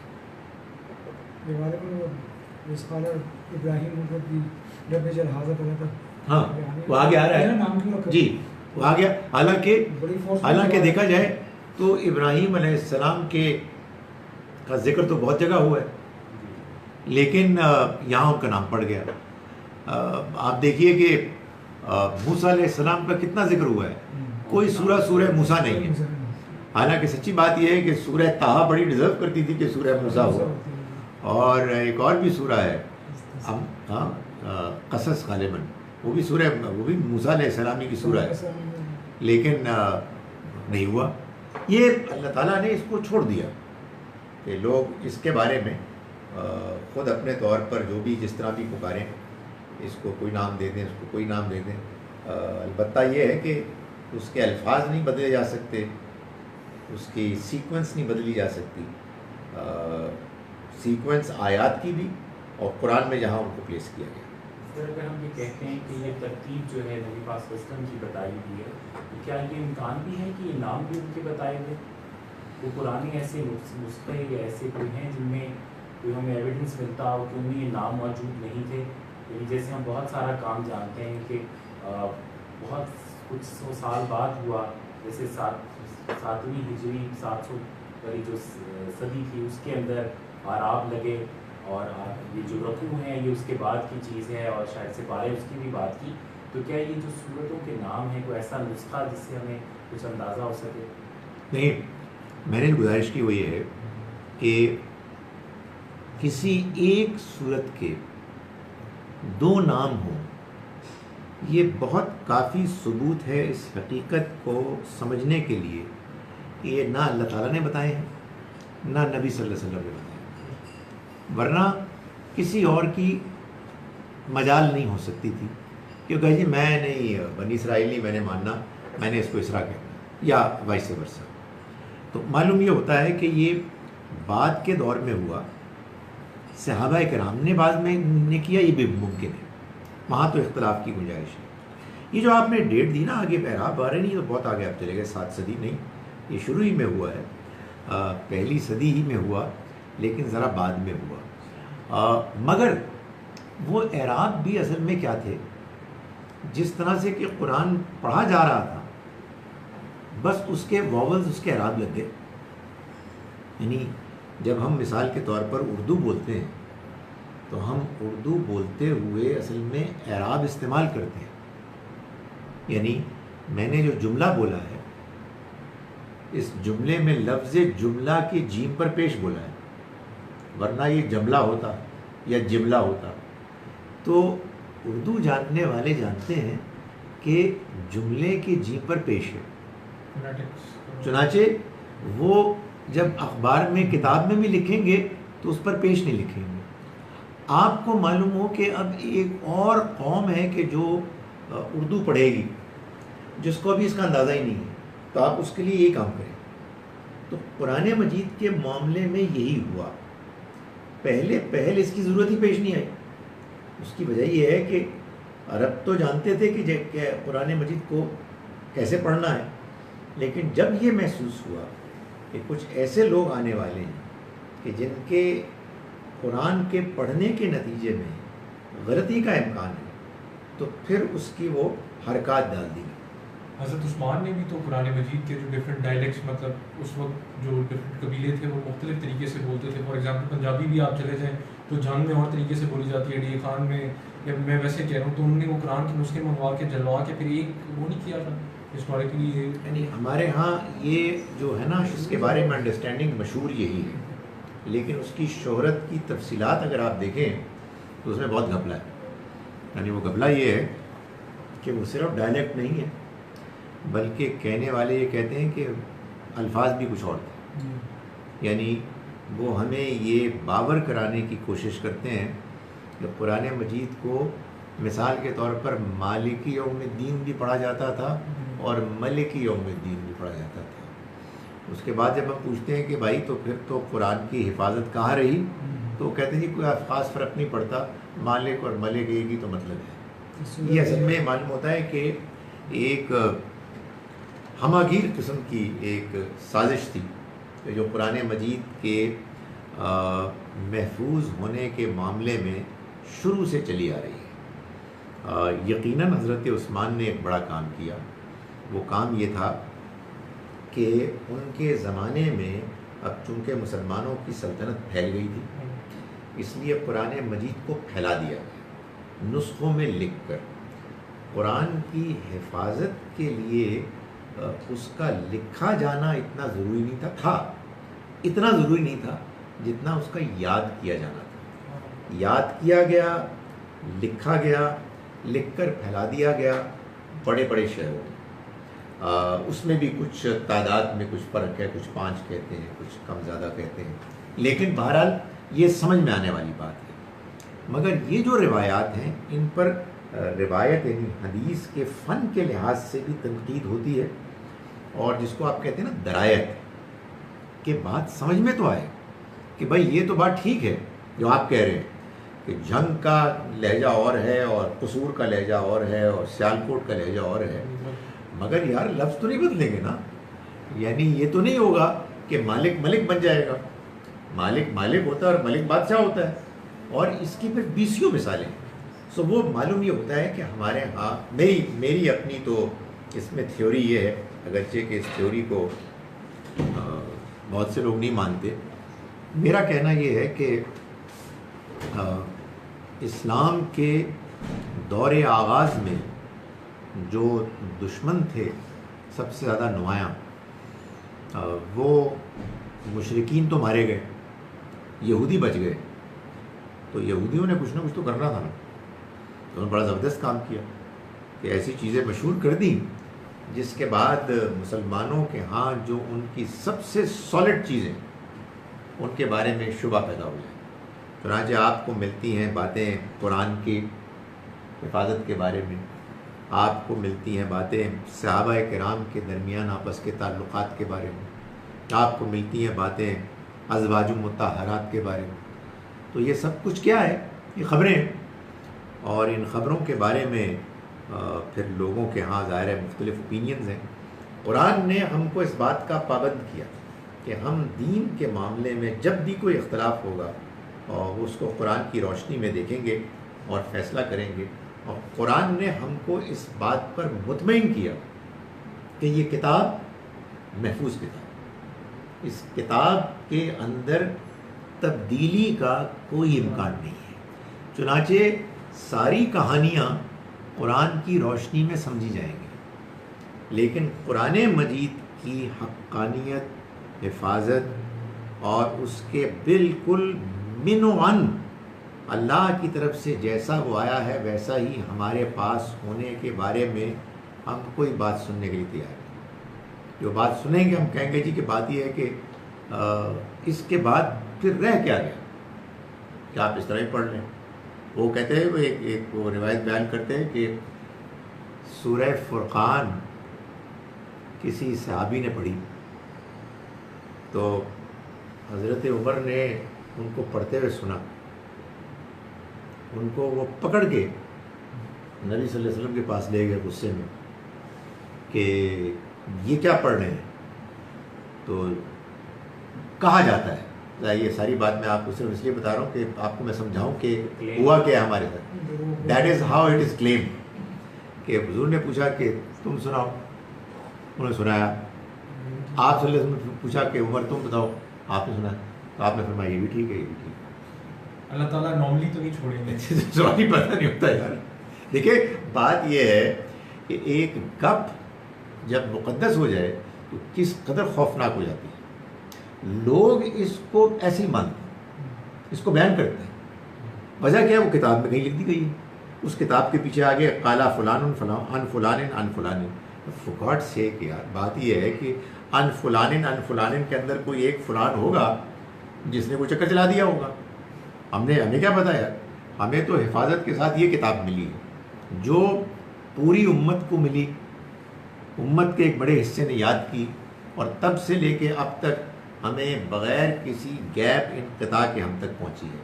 باقی جتنی بھی خبریں ہیں، میں یہ نہیں کہہ رہا کہ ساری کی ساری غلط ہیں، اکثر ٹھیک ہی ہوں، لیکن ان کو ہم کو قرآن کی روشنی میں دیکھنا ہے اور یہ طے کرنا ہے کہ کیا قرآن ان کو قبول کرتا ہے یا نہیں کرتا. جو اس کے بعد ہوا کہ حضرت عمر کے بارے میں کہا گیا کہ ان کے ذہن میں شبہ پیدا ہوا، تو نبی صلی اللہ علیہ وسلم نے پھر ان کو ہاتھ ان کے سینے پہ رکھا اور اس کے بعد کہتے ہیں مجھے اطمینان ہوا کہ اب ٹھیک ہے، سمجھ میں آ گیا. اور حضرت عمر کے بارے میں تو ڈاکٹر صاحب وہ ہے نا کہ انہوں نے بھی اس طرح حدیث تو نہیں کہہ سکتے ان کو، حدیث تو 100 یا 200 ایئرس کے بعد اکٹھی ہونا شروع ہوئی، لیکن انہوں نے بھی کچھ چیزیں جمع کی تھی جس طرح حضرت عثمان نے کی تھی. حضرت عمر کے بارے میں تو یہ ہے نا کہ انہوں نے کچھ فیصلے ایسے کیے، بالکل، جس میں ایک تراوی والا اور دیکھیں اس میں بھی ہم کیا کریں گے، اس میں بھی ہم کوشش کریں گے کہ تراوی ہو یا طلاق کا مسئلہ ہو یا اسی طرح کے کچھ اور آپ کے فیصلے ہیں، چور کا ہاتھ کاٹنے کا معاملہ ہے، اس کو ہم قرآن کی دین کی روشنی میں دیکھیں گے. تراوی کا معاملہ جو ہے وہ تو معلوم یہ ہوتا ہے تمام احادیث کو سامنے رکھ کر کہ کچھ بھی نہیں تھا سوائے اس کے کہ نبی صلی اللہ علیہ وسلم نے بعض صحابہ کو رمضان کے مہینے میں عشاء کے بعد اس تہجد کی نماز پڑھنے کی اجازت دے دی تھی کہ جو اصل میں رات کے آخری حصے میں پڑھی جاتی ہے، تو وہ لوگ پڑھتے تھے. حضرت عمر نے صرف اس کو آرگنائز کر دیا اور یہ کہا کہ یہ جو تم 2-4 لوگ ایک جگہ اور 2-4 لوگ دوسری جگہ نماز پڑھ رہے ہو، یہ ایک امام کی اقتداء میں پڑھو، اور اس کے بعد وہ چل پڑی. ٹھیک ہے، اس کی اس حیثیت میں ہمیں کوئی اعتراض نہیں، اس لیے کہ یہ تو اصل میں حضور ہی کی دی ہوئی عبادت ہے جس کو کہ حضرت عمر کے زمانے میں معلوم ہوتا ہے کہ اصل منشا کے مطابق وہ ایک اچھے انداز میں ہونی شروع ہو گئی. یہ دین سے بالکل کوئی انحراف نہیں ہے. سر اس کو بدعت حسنہ نہیں کیا؟ نہیں، اصل میں دیکھیں بدعت ایک اصطلاح بھی ہے اور بدعت ایک عربی کا لفظ بھی ہے. جیسے رسول ایک اصطلاح بھی ہے، رسول ایک لفظ بھی ہے. آپ کو معلوم ہے سنت ایک اصطلاح ہے جس کو ہم بولتے ہیں. قرآن میں سنت اللہ کی پالیسی کے بارے میں، اللہ کچھ پالیسیز رکھتا ہے. اس طرح حدیث کا لفظ بھی اللہ کی بات کے لیے بالکل، حدیث قرآن مجید میں استعمال ہوا ہے. تو حضرت عمر نے اس موقع پر جب صحابہ کرام کو ایک امام کے پیچھے تراویح آپ کہیں یا تہجد، ارلی تہجد پڑھنے کی ہدایت کی اور ان کو دیکھا تو فرمایا کہ احسن ھذہ البدع، یہ ایک اچھی نئی چیز ہے. یعنی کہنے کا مقصد یہ ہے کہ بظاہر ہے تو نئی مگر یہ اچھی ہے. یعنی یہ وہ بدعت نہیں ہے کہ جو بری ہوتی ہے، کہ جو دین میں اضافہ ہوتا ہے. یہ اصل میں دین ہی کا حکم ہے کہ جو اب اس کی اس شکل میں آ گیا ہے کہ جو بہت اچھی شکل ہے. پہلے معلوم ہوتا ہے کہ منشا یہی. وہ جو کہا جاتا ہے کہ انہوں نے کہا تھا کہ اصل تو وہی ہے. That's right. وہ الگ بات، ہے، اسی سے متصل ہے. یعنی وہ دوسری بات لوگ بیان نہیں کرتے کہ انہوں نے ساتھ میں یہ بھی کہا کہ جس کو چھوڑ کر تم یہ پڑھ رہے ہو البتہ وہ اس سے بہتر ہے. یعنی تہجد کی وہ نماز کہ جس کی جگہ پر تم یہ تراویح کی نماز پڑھ رہے ہو، وہ تہجد کی نماز اس تراویح کی نماز سے بہتر ہے. اور انہوں نے خود نہیں پڑھی، حضرت عمر نے تراویح کی نماز نہیں پڑھی. تو اصل میں ہوتا کیا ہے، وہ ایک چیز پھر ٹریڈیشن بن جاتی ہے نا. ہم آپس میں سمجھانے کو کہہ رہے ہیں نا. بالکل نہیں. ہمارے سوری آپ کی ایک بات کو میں لگا سر موقع سے کلیریفائی کروا لیں. وہ سبا مسانی والی سر جو سورہ ہجر کی آیت، جی جی، وہ بھی میرے بیٹے کو اگر بتا دیا جائے کہ بھائی یہ بھی بہت زیادہ پریزنٹ کی جاتی ہے. کل کو آرگومنٹ کے طور پہ سننے پڑے وہ 7 تلفظ ہیں اور وہ جو ہے نا وہ جو قرآن مجید کے بارے میں یہ مشہور کیا گیا ہے کہ یہ 3 لیئرز ہیں، وہ 7 کہتے ہیں. وہ کہتے ہیں کہ قرآن کی ایک آیت یہ کہہ رہی ہے وَلَقَدْ آتَيْنَاكَ سَبْعًا مِّنَ الْمَثَانِي وَالْقُرْآنِ الْعَظِيمِ. تو وہ قرآن مجید نے جو یہ بات بیان کی ہے وہ تو اپنے قرآن کے بارے میں یہ بتایا ہے کہ اس کے صورتوں کے 7 گروپس ہیں جو جوڑا جوڑا ہوں گے. وہ ظاہر ہے کہ اس کے بارے میں یہ ماننا کہ وہ 7 مختلف قراتیں ہیں، اس کے بارے میں آپ کو معلوم ہے نا کہ ہمارے جو کلیگ دوست ہیں ڈاکٹر شہزاد سلیم، انہوں نے آپ ایک بڑی تحقیق کے بعد اس کو مکمل کر کے بیان کیا ہے. وہ یوٹیوب میں بھی موجود ہے، وہ کتابی شکل میں بھی موجود ہے، وہ اس کے لیکچرز بھی دیتے ہیں. ہم ان سے ریکویسٹ کرتے ہیں اور آسان کر دیں. انہوں نے کسی مجلس میں انہوں نے اس کو 2 حصوں میں بیان کیا، مگر وہ ایک بڑی اہم چیز ہے اور بڑی بے مثال تحقیق ہے. بڑی انہوں نے محنت کی اس کے لیے اور بہت ٹریول کیا اور یہ بتایا ہسٹری آف دا قرآن کہ یہ جو قرآن مجید کے بارے میں مشہور غلط فہمیاں ہیں یہ بے بنیاد ہیں. اور حقیقت واقعہ یہی ہے کہ قرآن جو مسلمانوں کے پاس اس وقت موجود ہے، جس کو اکثر مسلمان پڑھتے ہیں، یہی وہ قرآن ہے کہ جو نبی اکرم صلی اللہ علیہ وسلم نے ہم کو دیا. سر کچھ ایسا بھی ہے کہ آپ نے 2 دفعہ ذکر کیا کہ کچھ ایسے حصے ہیں افریقہ کے جہاں پر جی کسی اور نارتھ افریقہ میں وہ بھی افریقہ میں اسلامک ویسٹ، ہاں اس میں بھی ہے. اچھا سر، وہ ایک میرا سوال تھا جی مکر کا، چونکہ آپ ڈسکشن چلیے نا تو قید ایک اور لفظ استعمال کیا جاتا ہے، اس میں بنیادی کیا فرق ہے؟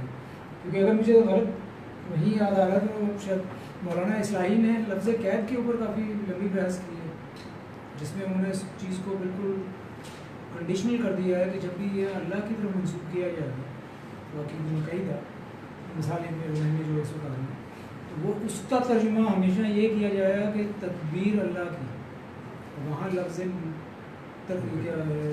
مکر یا اس کی کہتے ہیں نا جو ایک سازش، لفظ سازش نہیں ہوگا کیونکہ اللہ جو ہے وہ سازشوں کو اپنی تدابیر سے نیوٹرلائز کرتا ہے. یہ میں اس لیے میرے ایک دم ذہن میں آیا، پہلے تو مجھے شک پڑ رہا تھا یہ اللہ نے ایک دم ذہن میں ڈال دیا کہ مجھے لفظ قید کے ساتھ.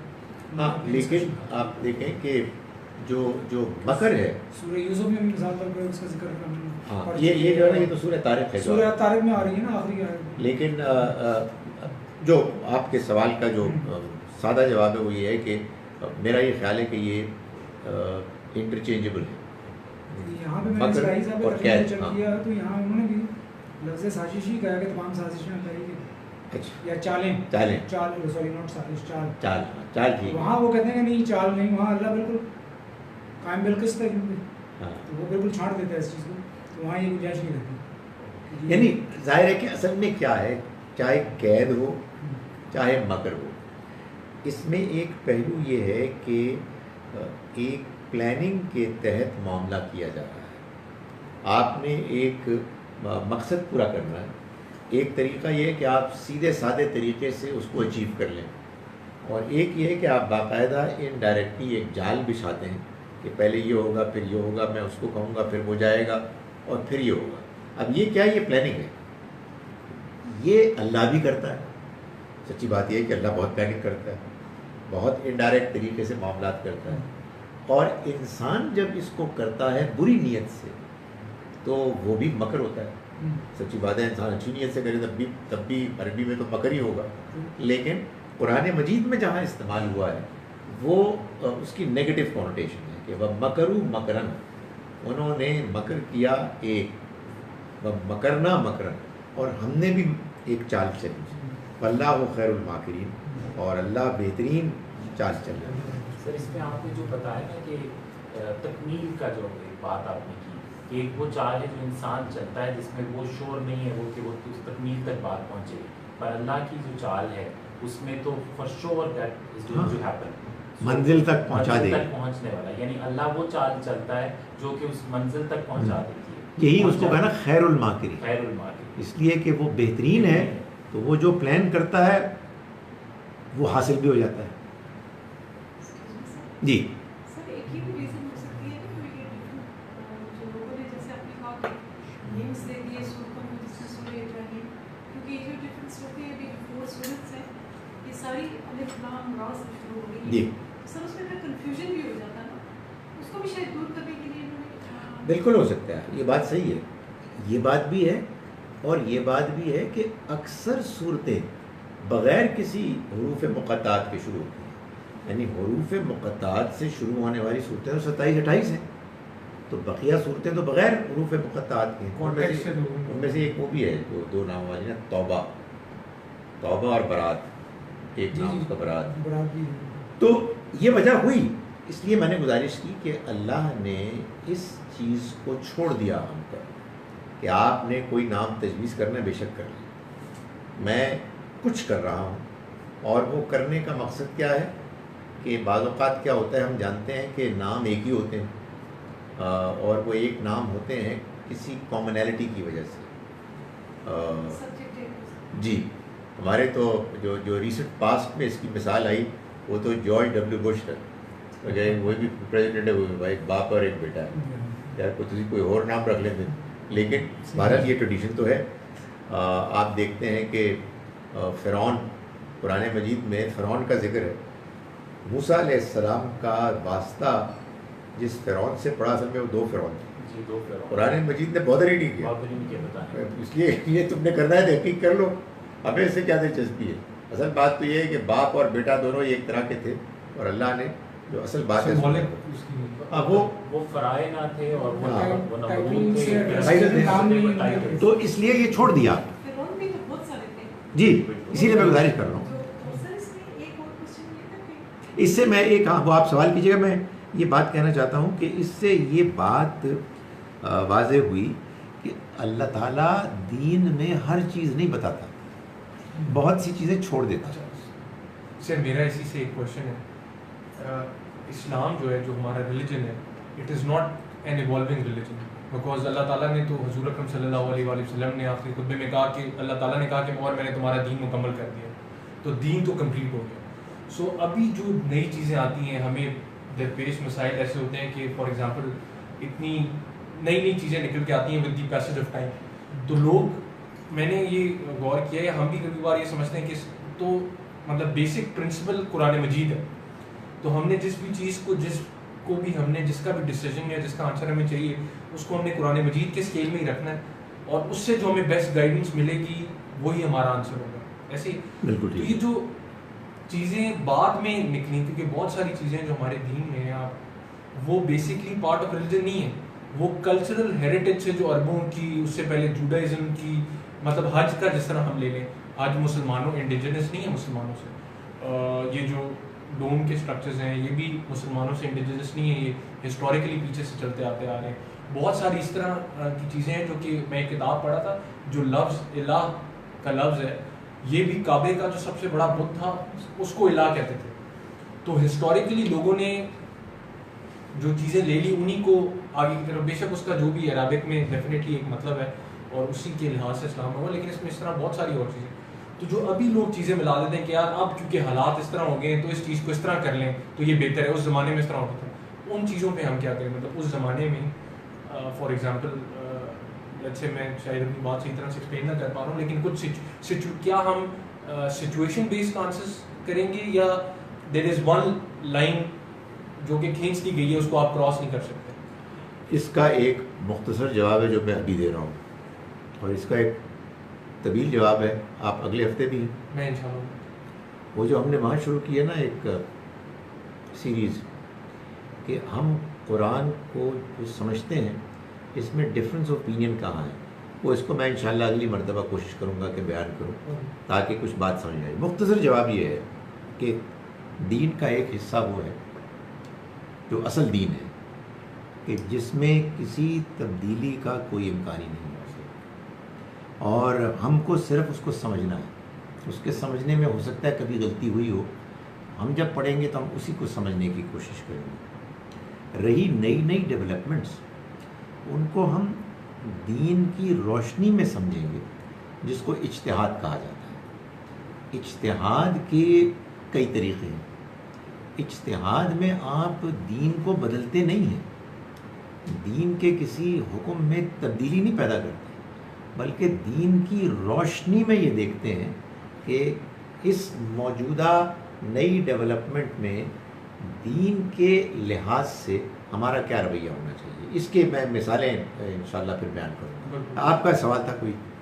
سر یہ جو کوشچن تھا جو ہم نے جس سائڈ پہ ہم نے کنکلوڈ کیا آج کل جی سر یہ تھا کہ اس میں بتا رہے ہیں کہ ہم نے موسیٰ کو اپنی نشانیوں کے ساتھ بھیجا کہ وہ اپنی قوم کو اندھیروں سے نکال سکے، اور انہیں خدا کے ان دنوں کی یاد دلاؤ جس میں ان کی دینت کا ظہور ہوا تھا. سر اس کا کیا مطلب ہے؟ دینونت کا مطلب ہے جو حساب کتاب کے بعد انجام ہونا ہے. دین ہے نا، مالک یوم الدین، بدلے کے دن کا مالک. تو یہ دین سے مراد ہے بدلہ. تو اللہ کی دینونت کا مظاہرہ یعنی اللہ کے بدلے کا، اس کے فیصلے کا ظہور. تو یہ ہاں ڈے آف ججمنٹ میں تو ہوگا، لیکن کچھ دن اس دنیا میں بھی ایسے آئے ہیں تاریخ میں کہ جس میں اس ڈے آف ججمنٹ کا ایک نمونہ پیش کر دیا گیا. آپ کہیے ایک چھوٹا سا ٹریلر پیش کر دیا گیا کہ وہ اصل جو بدلے کا دن آنا ہے وہ تو آنا ہے، یہ دیکھو ایسا ہوگا. کہ قوم نوح نے ہمارے پیغمبر نوح کا انکار کیا، ہم نے اس دنیا ہی میں ان کو برباد کر دیا. ایسے ہی قیامت کے روز لوگ سزا سے دوچار ہوں گے. سر ایک سبا مسانی سورہ ہجر کی جب بھی ریفرنس آتا ہے تو ایک سورہ فاتحہ کی آیات اور اس کے اوپر بھی بات ہوتی ہے، اور بسم اللہ اس کا حصہ ہے کہ نہیں ہے. کیونکہ کچھ لوگوں کا یہ بھی خیال ہے بہت امت میں، یہ کافی اجماع کے ساتھ تو نہیں کہہ سکتا لیکن مجھے لگتا ہے اس میں اجماع ہے لوگوں کا کہ سبا مسانی سورہ فاتحہ کے لیے کہا گیا. تو یہ جو نظم القرآن کے حوالے سے علامہ فراہی اور پھر اس کے بعد امین احسن اصلاحی صاحب اور پھر آپ سب لوگ بھی اس چیز کو بہت پروپیگیٹ کرتے ہیں کہ یہ اصل میں 7 جو حزب یا جو 7 جز ہیں، سو یہ اس کی طرف ریفرنس ہے. یہ بات کتنا عرصہ پہلے جا کے یہ بات واضح ہوئی اہل علم پر یا اہل ایمان لوگوں کے اوپر یہ بات؟ دیکھیں یہ بات تاریخی طور پر کب ہوئی یہ بتانا تو بہت مشکل ہے، لیکن یہ میں آپ کو بتا سکتا ہوں کہ یہ بات کہ 7 آیات جو دہرائی جاتی ہیں یہ سورہ فاتحہ ہے، یہ سب نہیں مانتے تھے شروع سے، یہ ممکن بھی نہیں ہے. یہی پرابلم ہے. میں آپ کو بتاتا ہوں نا اصل میں کیا ہوا، میں آپ کو بتاؤں بڑی دلچسپ بات ہے. اس آیت سے یہ نتیجہ نکالنے کے لیے کئی جتن کرنے پڑے. جی کہ اس کو 7 کیا. سورہ فاتحہ کے آیات 6 ہیں تو لوگوں نے اس کو 7 بنایا. 2 طرح سے بنایا. بعض لوگوں نے بسم اللہ شامل کر دیا، چنانچہ آپ دیکھتے ہیں بعض لوگ بسم اللہ اونچی آواز میں پڑھتے ہیں، اور دوسرا بعض لوگوں نے یہ گھپلا کیا کہ آخری آیت کو 2 حصوں میں تقسیم کر دیا اور 7 بنا دیا. یا یہ دونوں گھپلے ہیں بھائی، آپ اپنی رائے کو اپنے پاس رکھیں، سورہ فاتحہ کے ساتھ تو زیادتی مت کریں. دوسری پرابلم کیا ہے، مان لیا تھوڑی دیر کے لیے کہ وَلَقَدْ آتَيْنَاكَ سَبْعًا مِنَ الْمَثَانِي، کہ ہم نے آپ کو سورہ فاتحہ دی جو بار بار نماز میں دہرائی جاتی ہے. آگے کیا کہیں، والقرآن العظیم، اور قرآن دی اور عظیم قرآن. تو اب ان کو یہ ماننا پڑتا ہے کہ سورہ فاتحہ قرآن العظیم سے الگ ہے. دوسرا مطلب کیا ہو سکتا ہے، دوسرا مطلب یہ ہو سکتا ہے کہ واو کا مطلب ہے یعنی ہم نے آپ کو سورہ فاتحہ دی یعنی عظیم قرآن دیا. تو بعض لوگ یہ مانتے ہیں کہ عظیم قرآن سورہ فاتحہ ہے. سب کے سب اوپینین بالکل جس کو کہتے ہیں بے فضول ہیں. لیکن سر لوگ یہ بھی تو مانتے ہیں نا کہ جب ایک سورہ فاتحہ ایک طرف اور پورا قرآن ایک طرف، یہ تو کرنا پڑے گا نا. کرنا پڑتا ہے. جب آپ نے ایک سٹوری بنائی ہے تو سٹوری سے پھر سٹوریز بنتی ہیں. بھائی اب کچھ یہاں کا بھی لے لیں، آپ کو معلوم ہے احترام اور ادب کے ساتھ. Could you please clarify the meaning of Surah 56 ayat 61 in which Allah says we will create you in forms that you won't even know. امثالکم وننشئکم فیما لا تعلمون، اور ہم تم کو اٹھائیں گے اس زندگی میں جس کو تم نہیں جانتے. تو یہ بڑی سادہ سی بات ہے. موت کے بعد جو ہماری زندگی ہوگی اس کو ابھی تو نہیں جانتے نا، وہ تو جب ہوگی سو ہوگی. تو اللہ تعالیٰ اس کو ڈسکرائب کر رہے ہیں. یہ زیادہ امکان یہی ہے کہ یہ عالم برزخ کے لیے کہ مرنے کے بعد جس زندگی سے ہم دو چار ہوں گے اس کو اس وقت ہم نہیں جانتے، کوئی بھی نہیں جانتا. اس لیے تم دنیا میں رہتے ہو، تمہیں اللہ نے پیدا کیا، وہ آیات یوں چل رہی ہے، حقیر اون سے، اس کے بعد تمہیں زندگی دی، اس زندگی کو تم گزارتے ہو، پھر تم موت سے دو چار ہوگے، پھر تم ایک ایسی زندگی میں چلے جاؤ گے جس کو تم نہیں جانتے. تو میں سمجھانے کے لیے بھی اور یاد دہانی کے لیے بھی اور کچھ لائٹ انداز میں یہ کہتا ہوں کہ اس آیت کا مطلب انشاءاللہ ان قریب ہم سب کو معلوم ہو جائے. موت سے دو چار ہونا ہے، اس کے بعد جو صورتحال سامنے آئے گی اس میں کیا ہوگی، بالا تعلمون، جو تم نہیں جانتے تھے وہ آپ جاننے لگیں گے. سو بہت زیادہ وری نہ کریں، یہ آنے والا ہے. تو وہ جو وقت آئے گا اصل میں اس کو ابھی ہم نہیں جانتے، یہ بتا رہے ہیں قرآن اور کچھ نہیں. اسلام، واٹس دا ریئلٹی آف ختم شریف ان اسلام؟ Food in front and then دعا.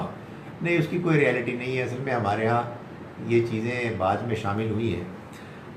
ہم کو تو یہ کہا گیا ہے کہ ہم دین سیکھیں تو قرآن پڑھیں، اس کو سمجھیں سمجھائیں، کھانا کھائیں اللہ کا نام لے کے بسم اللہ پڑھ کے کھانا کھا لیں. اس پڑھنے کا اس کھانے کے اوپر پھونکنے سے کیا تعلق؟ کوئی ایسی چیز نہیں بتائی گئی. اس وجہ سے میرا یہ خیال ہے کہ اس طرح کی چیزوں سے اجتناب کرنا چاہیے. اقول قولی ھذا واستغفر